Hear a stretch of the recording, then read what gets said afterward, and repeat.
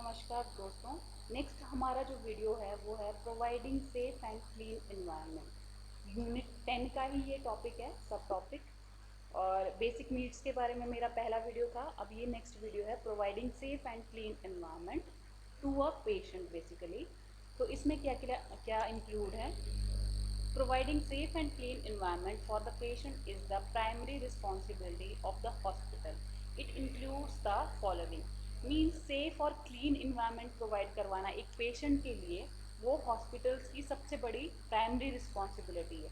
अगर hospital का environment ही safe और clean नहीं होगा तो उसमें ही patient को बहुत सारी injuries या accidents हो सकते हैं, infection वो patient को हो सकते हैं, जो कि एक सही थिंग नहीं है। अगर पेशेंट ऑलरेडी बीमार है, हॉस्पिटल में आके उसको और इंजरीज और इन्फेक्शन हो रहा है, that is not a legal or you can say thing for a hospital. तो हॉस्पिटल का ये प्राइमरी रिस्पॉन्सिबिलिटी होता है कि एक पेशेंट को इंजरी से बचाए और उसको इन्फेक्शन भी जो हॉस्पिटल में है से कोई ना जाए। ठीक है, तो इसमें फर्स्ट है हम क्लीन और सेफ इन्वायरमेंट कैसे पेशेंट के लिए मेंटेन कर सकते हैं। फर्स्ट है इसमें physical environment. Physical environment means, physical means जैसे कि ये हो गया एक वार्ड हो गया या एक हॉस्पिटल की बिल्डिंग हो गई, या वो जो ऑल मतलब इन पेशेंट के आसपास का जो भी इन्वायरमेंट है वो फिजिकल इन्वायरमेंट में इंक्लूड होता है। An environment is defined as the sum of external surroundings and influences. The factors related to atmospheric conditions which influence health are temperature, humidity, ventilation, lighting, noise, odor, etc. तो ये सारी चीज़ें जो हैं जैसे कि temperature, humidity, ventilation, lighting, noise, any order, ये सारी चीज़ें जो हैं वो फिजिकल इन्वायरमेंट में इंक्लूड होती हैं। ये कि पेशेंट की एक्सटर्नल सराउंडिंग हम उनको बोल सकते हैं, या फिर ये इन्फ्लुएंस करती है हमारे पेशेंट के इन्वायरमेंट को। इसमें क्या चीज़ें मेनली इंक्लूड थी? Temperature, humidity, ventilation, lighting, noise, order. One by one हम इन चीज़ों को डिस्कस करेंगे later on. The modern method of controlling atmospheric conditions in a closed area room is known as air conditioning. Air conditioner या AC जिसको हम कहते हैं, वो क्या करता है? ये मॉडर्न मेथड है और वो ये कंट्रोल करता है हमारी एटमॉस्फेरिक कंडीशंस को एक क्लोज्ड एरिया में या एक रूम में। जैसे कि ह्यूमिडिटी को कंट्रोल करता है, टेम्परेचर को कंट्रोल करता है। ठीक है, इस तरह से जो हम मीन्स जो इन्वायरमेंट एक पेशेंट के लिए या एक इंडिविजुअल के लिए सही है वो एयर कंडीशनिंग के थ्रू हम मेंटेन कर सकते हैं। This involve circulation of clean air for breathing and absorbing and discharging polluted air while regulating its temperature and humidity. तो एसी क्या काम करता है, कैसे काम करता है? It involve circulation of clean air. Clean जो एयर होती है उसका सर्कुलेशन करता है रूम में for breathing and absorbing and discharging polluted air while regulating its temperature and humidity. जो गंदी एयर होती है उसको बाहर फेंकता है वो, उसमें से जो ह्यूमिडिटी है उसको भी बाहर फेंकता है, और हमारे रूम के टेम्परेचर को या फिर हवा का जो टेम्परेचर होता है उसको मेंटेन करता है रूम के अंदर ही। एब्जॉर्ब कर लेता है ह्यूमिडिटी को, और जो पोल्यूटेड पार्टिकल्स हैं उनको एक्सपेल कर देता है बाहर, रूम के बाहर। तो इस तरह से ये हमारे जो रूम है उसको ब्रीदिंग लाइक कंडीशन के लिए मेंटेन कर देता है। तो ये होता है हमारा physical environment. Safe and clean environment hospital का कमिटमेंट होता है पेशेंट्स के लिए। नेक्स्ट इसमें फैक्टर है कि पहला तो फैक्टर हो गया फिजिकल एनवायरनमेंट हमने कैसे प्रोवाइड करना है, मीन्स एक अच्छा इन्वायरमेंट पेशेंट को कैसे फिजिकली प्रोवाइड करवाना है। इसमें था हम जैसे कि हमने मेनली एयर कंडीशनिंग के थ्रू हमने ये मेंटेन कर लिया। नेक्स्ट है इसमें टेम्परेचर कैसे मेंटेन करना है। As individual differ in their reaction to atmospheric condition there is no set indoor temperature which can be ideal for everyone. For every individual, the most suitable indoor temperature is that which is warm enough to prevent feeling chilly, yet not that warm enough to cause perspiration. अब हर एक individual different होता है और हर एक individual को temperature की जो tolerance होती है वो भी हर एक इंडिविजुअल की अलग अलग होती है।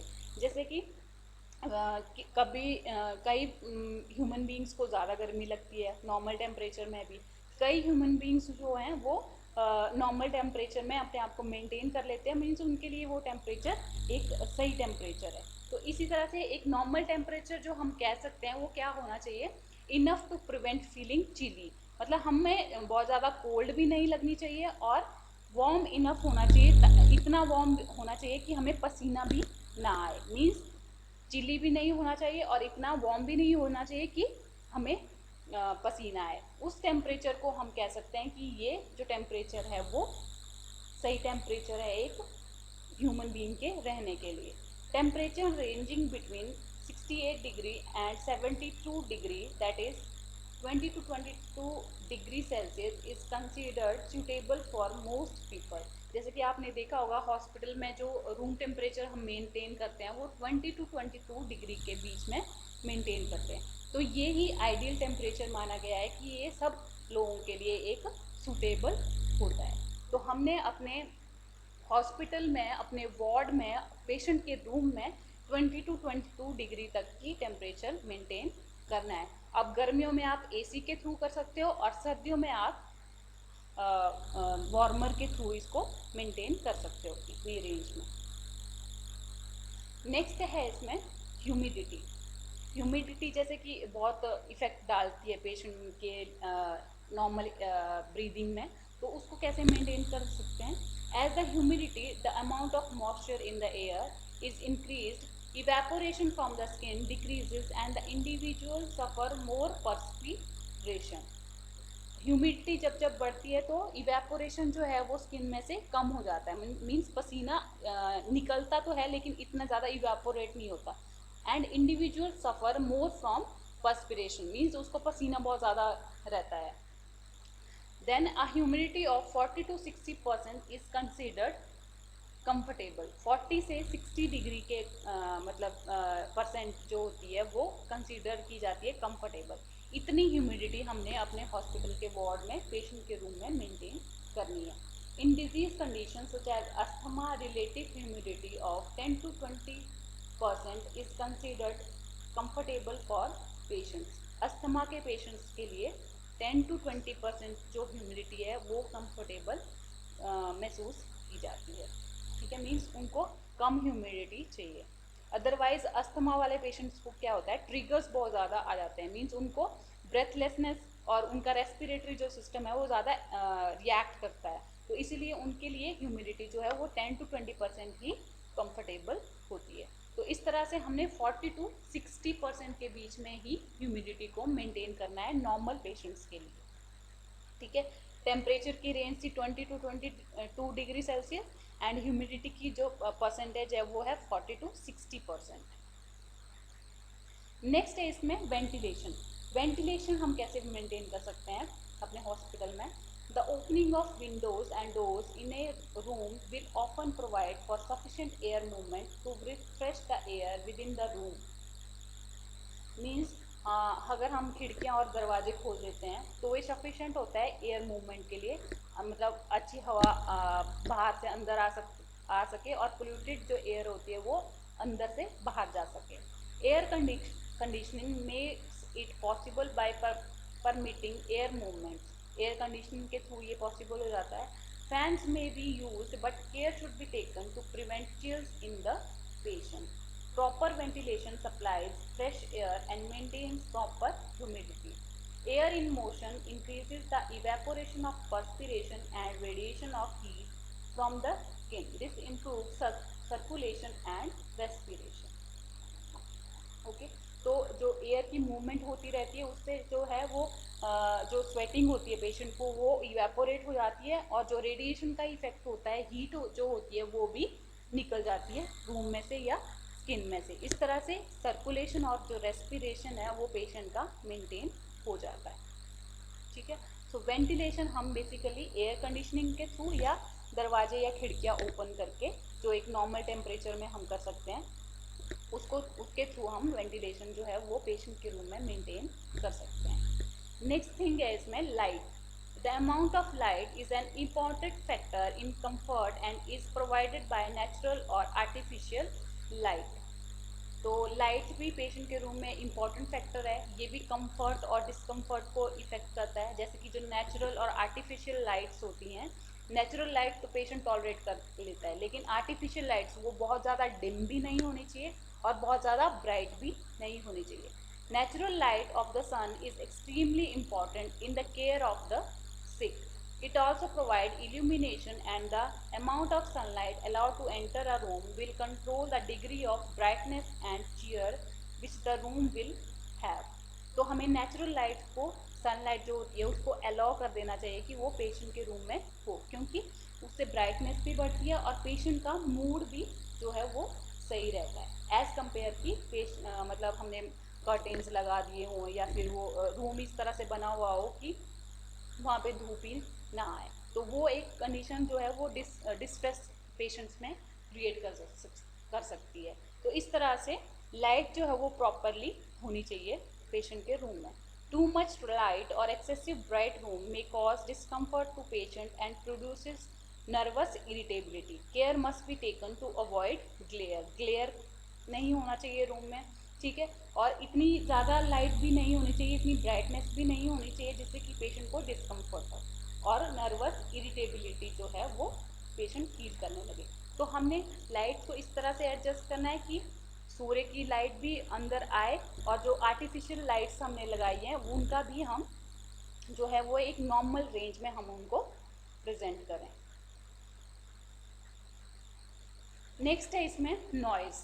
अब नॉइज़ भी जो है वो पेशेंट के डिस्कम्फर्ट का एक कॉज होता है, तो हमने हॉस्पिटल में बहुत ज़्यादा साउंड भी नहीं करनी है जो कि पेशेंट्स को डिस्ट्रैक्ट करे या डिस्टर्ब करे।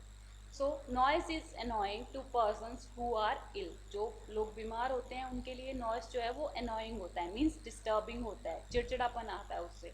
Hospitals now make an effort to reduce the degree of noise to which the patient is subjected. Means हम अब आजकल जो हॉस्पिटल्स में हैं वो क्या करते हैं कि डिग्री ऑफ नॉइज़ जितना कि कम कर सकें वो एफर्ट्स लिए जाते हैं हॉस्पिटल्स के द्वारा, जिससे कि पेशेंट्स को कोई भी डिस्टर्बेंस कम से कम हो।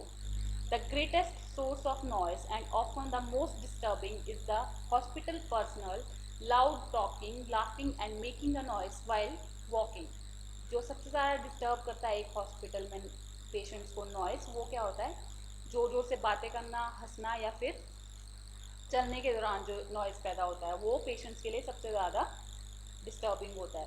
These may greatly annoy the patient. Whispering may be equally upsetting since it tends to cause apprehension and uncertainty in minds of patients. Whispering means धीरे धीरे बात जो हम करते हैं, कान में जो हम बात करते हैं, वो भी पेशेंट के लिए अपसेटिंग होती है, क्योंकि इससे पेशेंट के माइंड में कुछ डाउट्स आ जाते हैं कि मेरे बारे में क्या बात कर रहे हैं या किसके बारे में वो लोग बात कर रहे हैं। तो विस्परिंग भी हमें अवॉइड करनी पड़ेगी।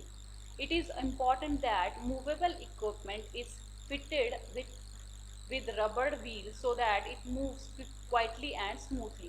अगर कोई चीज़ हमने रैक करनी है, मीन्स जैसे कि हमने ट्रॉली चलानी है या बेड ही चल रहा है पेशेंट के वार्ड में, तो उसके नीचे रबड़ व्हील्स लगे होने चाहिए ताकि वो जो चलती बार वो आवाज़ ना करे, क्वाइटली चले जाएं और स्मूथली मूव हो सकें।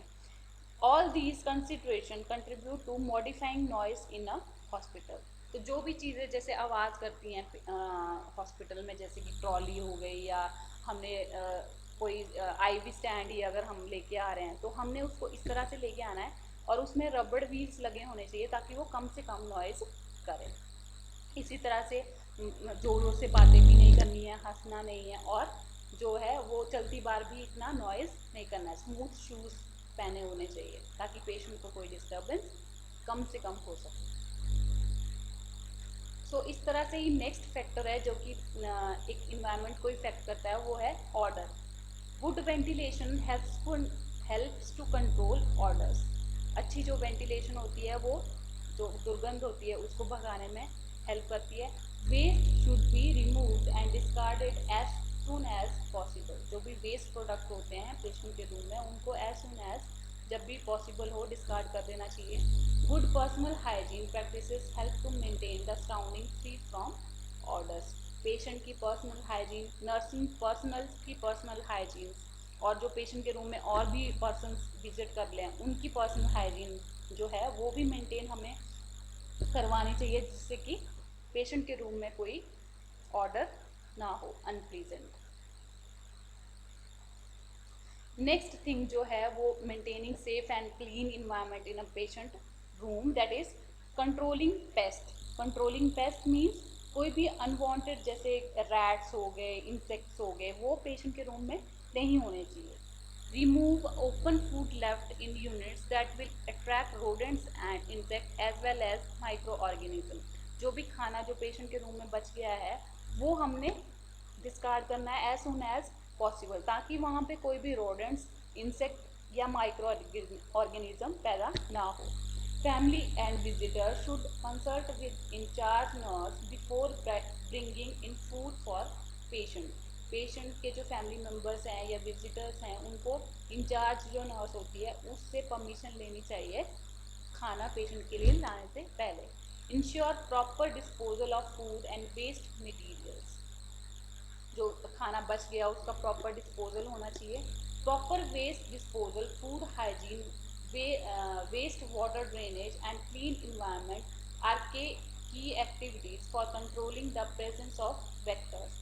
Appropriate method of floor disinfection should be practiced in the hospital। तो कंट्रोल करने के लिए पेस्ट को, इंसेक्ट्स को या फिर रैट्स हम कह सकते हैं, रोडेंट्स जो होते हैं, उनके लिए क्या करना है हमने, एक तो जो खाना कोई लेके आया है उसका प्रॉपर जो बच गया खाना मतलब खा लिया है उसके बाद जो बच गया उसका प्रॉपर डिस्पोजल होना चाहिए। उसके बाद जो फर्स्ट है जो पेशेंट के रूम का उसको प्रॉपर डिसइंफेक्शन के जो मटेरियल होते हैं, लिक्विड्स होते हैं, केमिकल्स होते हैं, उसके द्वारा हमें साफ करना चाहिए ताकि वहाँ पे कोई भी रोडेंट्स, इंसेक्ट्स या माइक्रो ऑर्गेनिज्म जो है वो पैदा ना हो। बेसिकली हमने फूड हाइजीन के बारे में ध्यान रखना है।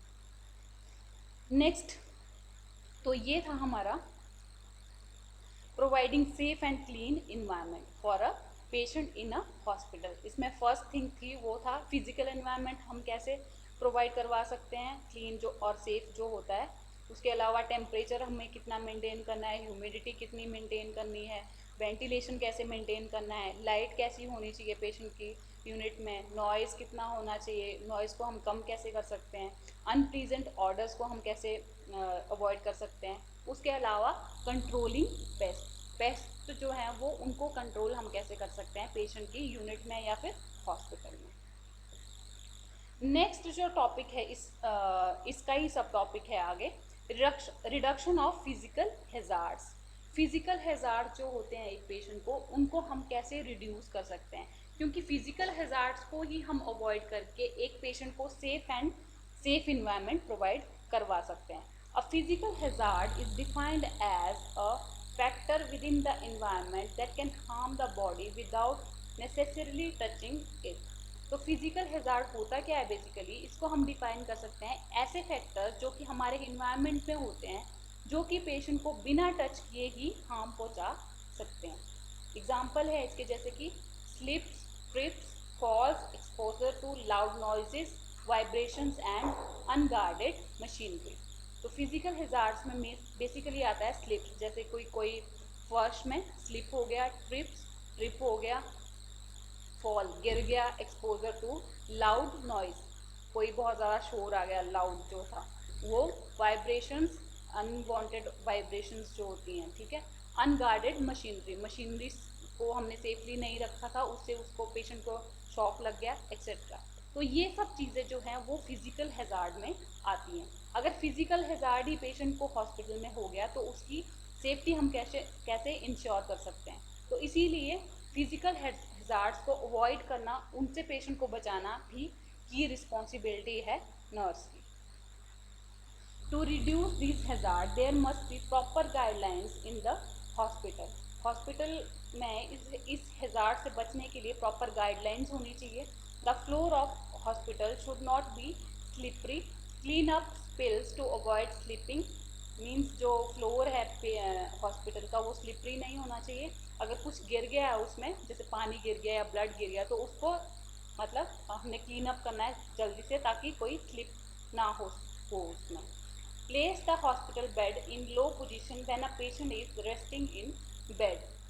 अब पेशेंट को बेड से गिरने से बचाने के लिए हमें पेशेंट को नीचे, मतलब बेड को जो है वो लो पोजीशन में रखना है। बहुत ऊंचाई पे नहीं हमने, मतलब जो बेड है वो बहुत ऊंचा नहीं होना चाहिए, ताकि जब पेशेंट उसमें से उतर रहा है तो वो गिर गिर जाए। तो हमने पेशेंट के बेड को लो पोजीशन में रखना है। Raise bed to a comfortable height when the patient is transferring out of bed. Patient को एक बेड से दूसरे बेड में अगर हमने शिफ्ट करना है, तो हमने पेशेंट के बेड की जो हाइट है वो जो जिसमें हम शिफ्ट कर रहे हैं दूसरे बेड के साथ हमने मिलानी है, अटैच करनी है, ताकि इजीली वो ट्रांसफ़र हो सके। Keep hospital bed rails locked. जो साइड रेल्स होते हैं बेड के, उनको हमने लॉक्ड रखना है ताकि पेशेंट गिरे ना। Keep wheelchair wheels locked in locked position when stationary. जब व्हील चेयर चल रही है तब तो चल रही है वो, लेकिन जब हमने उसको रोकना है तो हमने उसके व्हील्स को लॉक कर देना है, ताकि वो एक जगह पे ही खड़ी रहे, ठीक है, ताकि पेशेंट उससे गिरने से बच जाए। Keep no slips comfortable well fitting footwear for patient to avoid falls. जो पेशेंट के फुटवेयर्स हैं वो भी वेल फिटिंग के होने चाहिए और कंफर्टेबल होना चाहिए और नॉन स्लिपरी होने चाहिए, ताकि वो गिरने से बच सके। To reduce noise in hospital, the noise producing articles or machine must be handled carefully. Staff must not talk so loudly. इसके अलावा क्या करना है हमें, जो भी आर्टिकल्स पेशेंट की केयर में यूज़ हो रहे हैं उनको हमने, या जो भी मशीन्स हैं उनको केयरफुली हैंडल करना है। उनके स्विचेस जो हैं वो भी हमने बंद रखने हैं। जब मशीन नहीं चल रही है उसको हमने बंद करके रखना है। उसके अलावा जो नॉइज़ होता है, जैसे कि ज़्यादा बोलने से, ज़ोर ज़ोर से बोलने से, उसको भी स्टाफ को ध्यान रखना चाहिए कि वो बहुत ज़्यादा लाउडली टॉक ना करे।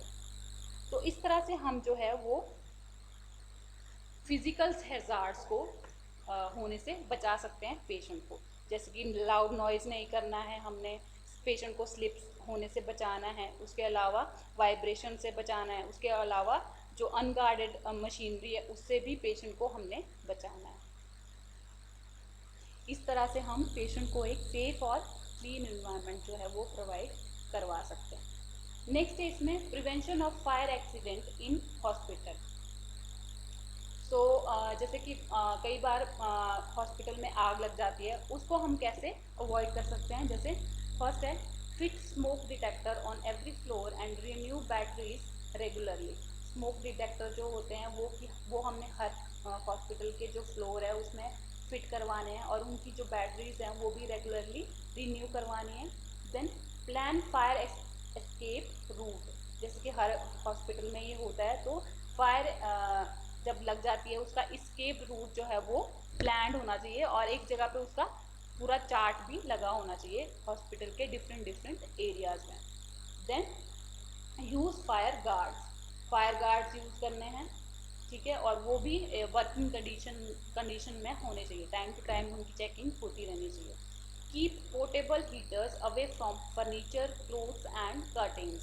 जो पोर्टेबल हीटर्स होते हैं हॉस्पिटल में उनको फर्नीचर से दूर रखना है, और जो भी कर्टेन या क्लोथ्स हैं उनसे भी दूर रखना है। Don't overload circuits including using multiple adapters in sockets. जो सॉकेट्स होते हैं उनको ओवरलोड नहीं करना है, मतलब एक प्लग में एक ही स्विच होना, एक प्लग में एक ही जो सॉकेट है उसमें एक ही चीज़ चलनी चाहिए, ना कि एक ही सॉकेट में हमने कई सारी चीज़ें, कई सारी मशीन एक साथ चला सकती हैं। उससे ओवरलोड बढ़ता है और शॉर्ट सर्किट हो सकता है। तो इसलिए हमने जो है वो अवॉइड करना है ये चीज़। Next, hospital building wiring must be checked regularly. जो लाइट की वायरिंग है वो हमने टाइम टू टाइम जो है वो चेक करवाते रहना है, जिससे कि जो मतलब वायर एक्सपोज ना हो, जिससे कि करंट पेशेंट को ना लग सके या फिर शॉर्ट सर्किट जो है वो ना हो सके।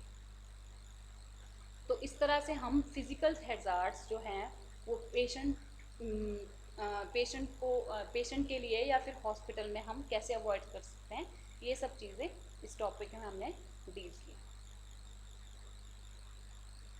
नेक्स्ट चीज़ें हैं पेशेंट सेफ्टी डिवाइसेस। तो पेशेंट की सेफ्टी के लिए हम क्या क्या डिवाइसेस मेनली यूज़ कर सकते हैं, जैसे कि व्हील चेयर होती हैं जो बेल्ट के साथ होती हैं, स्ट्रॉन्ग बेड होते हैं, फिक्स्ड बेड्स होते हैं, बेड विद साइड रेल्स लगे होते हैं बेड्स में, वो भी है mainly. Then stretcher with belt, stretcher जो होते हैं उनमें बेल्ट लगी होनी चाहिए। इसके अलावा आइडेंटिफिकेशन बैंड जो होते हैं, एयरवे और ओरोफेरेंजियल एयरवे, ये भी ब्रीदिंग को मेंटेन करने के लिए रखे जाते हैं। देन रिस्ट्रेन भी होते हैं। So patient safety devices means patient को हमने अनवांटेड फॉल से बचाने के लिए, पेशेंट के नेग्लिजेंस को कम करने के लिए ये सब चीज़ें हम जो हैं वो यूज़ कर सकते हैं, मीन्स पेशेंट की सेफ्टी के लिए। The nurse strive to reduce medical errors and keep patients safe. There are a few things they should be sure to use to achieve that goal. Nurses के लिए पहली जो मेडिकल एरर्स जो हैं उनसे बचने के लिए या पेशेंट को सेफ रखने के लिए कुछ चीज़ें होती हैं जो कि यूज़ करनी पड़ती हैं। For the safety of patient following things can be used. Safety के लिए पेशेंट की सेफ्टी के लिए हम ये तरह तरह की चीज़ें यूज़ कर सकते हैं।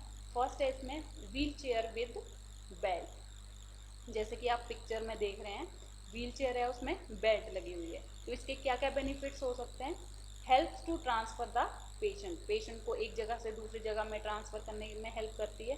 Provides proper fit and postural support जो है और प्रॉपर फिटिंग जो है वो एक चेयर में वो प्रोवाइड करवाती है बेल्ट जो लगी होती है व्हील चेयर में। It is safe and durable, safe होती है। To protect the patient from fall, patient को गिरने से बचाती है। तो wheel chair with belt. Next है इसमें जो सेफ्टी डिवाइस है फिक्स्ड एंड स्ट्रॉन्ग बेड। तो फिक्स्ड एंड स्ट्रॉन्ग बेड का मतलब है जो एक जगह पे रहता है, फिक्स्ड होता है और मजबूत जो बेड है एक, उसके बेनिफिट्स क्या हैं, better positioning for patients, improve circulation, then prompt patient safety, patient की सेफ्टी को बढ़ाता है, aids to transfer the patient को एक जगह से दूसरी जगह ट्रांसफर करने के लिए काम आता है। To give sound sleep to patient, अच्छी नींद के लिए भी वो हेल्प करता है पेशेंट्स। नेक्स्ट है इसमें बेड विद साइड रेल, जो साइड रेल्स होती हैं पेशेंट के बेड में वो उनके क्या बेनिफिट्स हैं। फर्स्ट है adding in turning and repositioning with in the bed, मतलब पेशेंट को हमने टर्न करना है या फिर उसको दूसरी पोजीशन में लेके जाना है तो वो जो साइड रेल्स हैं वो फॉल होने से बचाएंगी। Providing a hand hold for getting into out of bed, means patient जो है वो साइड रेल को पकड़ के उठ सकता है बेड में से। Then providing a feeling of comfort and security, comfort और सिक्योरिटी की फीलिंग बढ़ाने के लिए। Then reducing the risk of patient falling out of bed, patient मतलब अगर पोजीशन भी चेंज कर रहा है वो अपनी और तो उस टाइम पे साइड रेल्स अगर होंगे तो पेशेंट गिरने से बच सकता है। नेक्स्ट है स्ट्रेचर विद बेल्ट। स्ट्रेचर जो होता है उसमें अगर बेल्ट लगी हुई है तो उसके क्या बेनिफिट्स होते हैं, तो ensure safety of patient, making patient care safer, patient का जो केयर है उसको भी सेफर फील होता है। To transfer the patient, transfer करने के लिए। More comfortable for both the patient and medical workers in hospital, means patient के लिए भी वो कंफर्टेबल है और जो मेडिकल वर्कर हैं उनके लिए भी हॉस्पिटल में वो एक कंफर्टेबल चीज़ है। सो स्ट्रेचर विद बेल्ट। नेक्स्ट है आइडेंटिफिकेशन बैंड और रिस्ट बैंड, इसके क्या क्या बेनिफिट्स होते हैं। आइडेंटिफिकेशन बैंड जो है वो पेशेंट की आइडेंटिफिकेशन के लिए बेसिकली हमने यूज़ किया होता है। इसमें पेशेंट का नाम होता है, डेट ऑफ एडमिशन होता है, आईपी नंबर होता है और पेशेंट का डॉक्टर इंचार्ज कौन है, ये सारी इंफॉर्मेशन जो है वो आइडेंटिफिकेशन बैंड में होती है। तो आइडेंटिफिकेशन बैंड भी हम एक सेफ्टी डिवाइस के रूप में यूज़ कर सकते हैं। नेक्स्ट है एयरवे और ओरोफेरेंजियल एयरवे। एयरवे आपने देखा होगा मे बी हॉस्पिटल में, नहीं देखा है तो जाके आपको देखना है वहाँ पे। It is use to maintain or open a patient's airway when the patient is unconscious. जब पेशेंट अनकॉन्शियस होता है उसकी टंग फोल्ड हो जाती है, बैक हो जाती है जिससे कि एयरवे में ऑब्स्ट्रक्शन आ जाती है। तो उसको अवॉइड करने के लिए पेशेंट के मुंह में हम ये वाला डिवाइस रखते हैं ताकि उसका एयरवे जो है वो मेंटेन रहे। It prevents the tongue from covering the epiglottis which could prevent the person from breathing. जैसे कि मैंने आपको बताया कि एपिग्लॉटिस को कवर टंग कर देती है जब अनकॉन्शियस होता है पेशेंट, तो उसको अवॉइड करने के लिए हम पेशेंट के माउथ में ये एयरवे लगा देते हैं। सो ये भी एक सेफ्टी डिवाइस है। नेक्स्ट है रीस्ट्रेंट्स। रीस्ट्रेंट्स यू कैन से मीन्स होता है कि जो हम पेशेंट को रिस्ट्रेन करने के लिए, बांधने के लिए बेसिकली यूज कर सकते हैं। बांधना मीन्स रीस्ट्रेंट्स आर फिजिकल, केमिकल और environmental measures used to control the physical or behavioral activities of a person or a portion of his or her body. Restraint means जैसे कि आप पिक्चर्स में देख रहे हैं, जैसे कि हमने अगर कोई पेशेंट जो है वो बहुत ज़्यादा साइकेट्रिक पेशेंट जो बेसिकली होते हैं, जो वो बहुत ज़्यादा वॉलेटाइल है, मीन्स बहुत ज़्यादा हार्म कर सकता है किसी को, तो उनको हम बांध देते हैं बेड के साथ, उसको ही हम रीस्टेंट कहते हैं। रीस्टेंट फिजिकल भी होते हैं, केमिकल भी होते हैं और इन्वायरमेंटल भी होते हैं। फिजिकल मीन जैसे कि हमने पेशेंट को बांध दिया, केमिकल मीन कोई दवाई देके हमने पेशेंट को रेस्ट करने के लिए प्लेस कर दिया। इस तरह से जो रिस्ट्रेंट्स हैं वो डिफरेंट हो सकते हैं। ये पेशेंट की एक एक्टिविटी को कंट्रोल करने के लिए होते हैं या फिर उसके किसी बॉडी पार्ट को कंट्रोल करने के लिए, ठीक है। सो इस तरह से बहुत सारी मेडिकेशंस आती हैं जो कि पेशेंट को सेडेट कर देती हैं, जिससे कि उसकी एक्टिविटी जो है वो लेवल जो है वो कम हो जाता है। सो इस तरह से हमने आज पेशेंट सेफ्टी डिवाइसेस के बारे में पढ़ा। पेशेंट की सेफ्टी डिवाइसेस में मेनली था wheel chair with bed, fixed और strong bed, then bed with side rails, stretcher, identification band, airway or oropharyngeal airway, and restraints. These all were the patient safety devices. So this is all about this topic. Thank you.